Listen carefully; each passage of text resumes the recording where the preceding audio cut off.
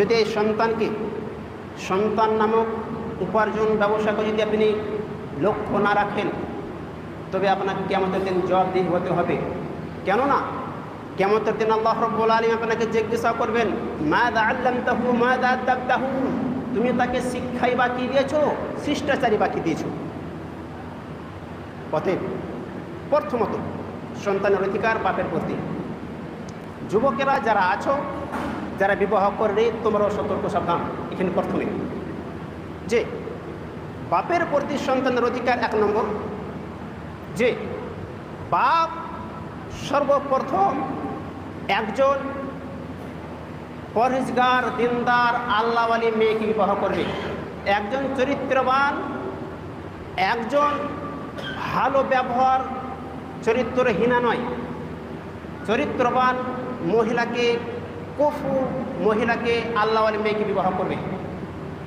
এটা প্রথম অধিকার ছেলে, যে তার বাপ একজন ভালো মেয়েকে বিবাহ করবে।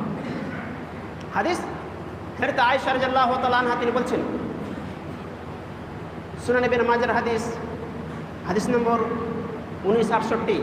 এই হাদিসটিকে হাফেজ জুবাইর আলী জাই যদিও জয়ীফ বলেছেন, তথাপি হাফেজ ইমাম হাকিম, শেখ আলবানী এবং ইবনে দুহাইশ ইনারা হাসান বলেছেন।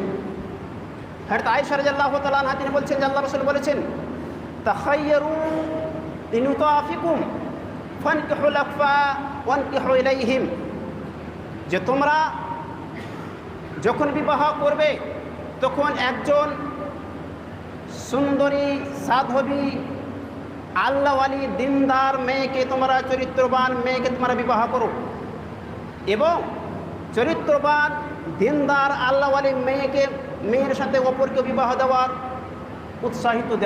উৎসাহিত করো। স্পষ্ট বোঝা যাচ্ছে সেই বুখারীর হাদিস, বিবাহ সম্পর্কে যে হাদিস আল্লাহ রাসূল বলেছেন, সেখানে আল্লাহ রাসূল বলেছেন মানুষ 4 ধরনের মানুষ বিবাহ করে। আল্লাহ রাসূল প্রাধান্য দিয়েছেন ফাজফুর বিজাতিদ দ্বীন, যে দিনদার মেয়েকে তোমরা অগ্রাধিকার দাও। এই জন্যই একজন আরবিক বিদ্বান বলেছেন যে ইবদা বিতারবিয়াতি ইবনিকা ক্বাবলা বিলাদাতিহি বি20 আম্মা। পিতাকে সম্বোধন করে বলেছেন যে